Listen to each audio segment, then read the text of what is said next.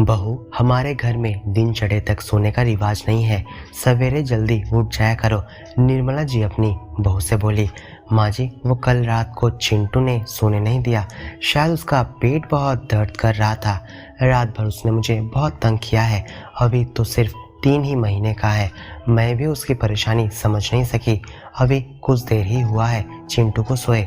निर्मला जी की बहू प्रीति ने जवाब दिया। बच्चे होते ही ऐसे हैं बहू, वो पूरी रात माँ को जगाते हैं, लेकिन बच्चों के सोते ही माँ को उठना भी होता है। निर्मला जी ने समझाते हुए कहा। अभी माँ जी से सवाल जवाब न करके प्रीति ने चुप रहना ही बेहतर समझा। वो कुछ नहीं बोली। सवेरे 5 बजे उठकर निर्मला जी थोड़ा बहुत अपना काम कर लेती, पूजा पाठ करती, फिर अपनी और पिताजी की चाय बनाकर उनको नाश्ता करवाती। फिर वो जाकर 1-2 घंटे के लिए सो जाती। देखो तो आज भी बहू अभी तक सोकर नहीं उठी। सुबह के 7 बजने वाले हैं। निर्मला जी बड़बड़ाते हुए बोली। निर्मला, आज सुबह सुबह क्यों इतना शोर कर रही हो? तुम्हारा जो काम है वो तुम निपटा लो, बाकी जो काम बचा होगा वो बहू उठकर कर लेगी। निर्मला जी के पति रमाकांत जी बोले। सुबह का चाय नाश्ता अभी तक मुझे खुद ही बनाना पड़ता है। हमें तो सुबह के चाय नाश्ते का भी यहाँ इस घर में सुख नहीं है। निर्मला जी ने कहा। बहू के आने से पहले भी तो तुम खुद ही चाय नाश्ता बनाती थी। बहू के आने के बाद तुम अपनी दिनचर्या में बदलाव क्यों ला रही हो? बहू बाद में सारा काम समेट तो लेती ही है, और जो कुछ वो बनाती है हमें भी तो वो खिलाती है। फिर हम दोनों चिंटू को संभालते हैं तो वो बाकी कार्य भी कर लेती है। तुम भी तो थोड़ा बहुत बहू के पास रहकर रसोई का काम देख सकती हो। तुमने क्या थोड़े ही रसोई से संन्यास ले लिया है? हाँ हाँ, अब तो आप मुझे ही बातें सुनाएंगे। अब तो आप अपनी बहू का ही पक्ष लेंगे।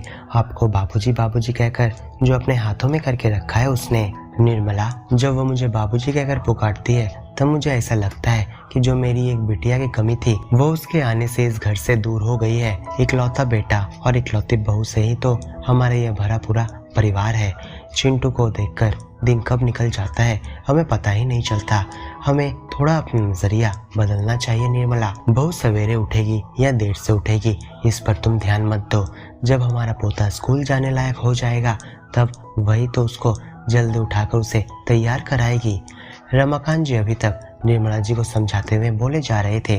उन्होंने आगे कहा। यही तो अभी समय है कि वो थोड़ा देर से उठ सके। अपने समय का भी थोड़ा सोचो निर्मला। तुम भी तो यही सब रोका टोके से बहुत परेशान रहती थी। अगले दिन निर्मला जी ने देखा कि उनकी बहू आज बहुत सवेरे ही उठ गई है। माँ जी, आपके लिए मैं चाय बनाकर लाती हूँ। आज चिंटू ने कोई शरारत नहीं की, आराम से सो रहा है वो।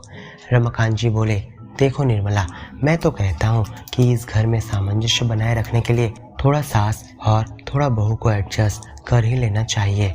तभी तो गृहस्थी की नैया मिलजुल कर पार लग सकती है। और फिर यदि तुम्हारे यही रोका टोकी से परेशान होकर यदि बहू कभी तुम्हें उल्टा जवाब देने लगेगी या बेटे से हमारे बारे में कुछ कहेगी तो रात दिन घर में तनाव ही बना रहेगा। इससे अच्छा है कि हम थोड़ा आपस में मिलजुल कर एडजस्ट कर लें तो जिंदगी बहुत ही आसान हो जाएगी।